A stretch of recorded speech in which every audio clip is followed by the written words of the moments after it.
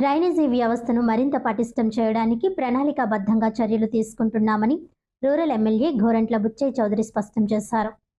ఈ సందర్భంగా ఎమ్మెల్యే మాట్లాడుతూ మురుగునీరు మొత్తం కోటిపల్లి బస్టాండ్ మెయిన్ డ్రైనేజీకి చేరకుండా గత పుష్కరాల సమయంలో నిర్మించిన డ్రైనేజీ లైన్ను వినియోగంలోనికి తీసుకురావాలని సూచించారు.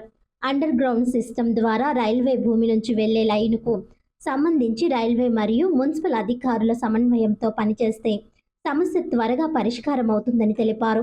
వర్షాకాలంలో కోటిపల్లి బస్టాండ్, డీలక్స్ సెంటర్, నాగుల చెరువు, బజార్ ప్రాంతాల్లో నీరు నిల్వ ఉండకుండా సమగ్ర ప్రణాళికతో ముందుకు వెళ్లాలని అధికారులకు ఎమ్మెల్యే ఆదేశించారు.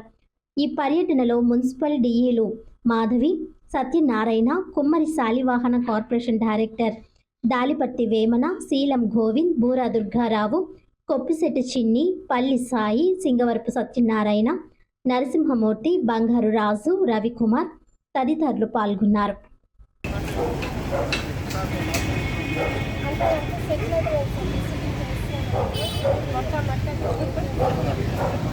ఎందుకంటే ఈ ఏరియా సమస్య పై నుంచి వచ్చే నీరు అంతా ఇటు వచ్చి పడిపోతుంది. ఆ కాలం మనం చేస్తాం, బ్రిడ్జ్ అయిపోయింది కదా, అది లాగేస్తుంది. ఆ రోడ్డు అవుతుంది, అక్కడ కలవర్ట్లు కూడా లెవెల్స్ లేవు.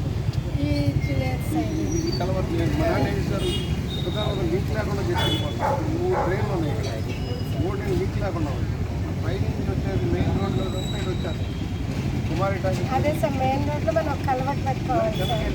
ఇటు వస్తుంది, ఇటు వచ్చి పెట్టుకోవాలి. మనం బాగా ట్రైన్ కూడా వచ్చి కలుస్తాం.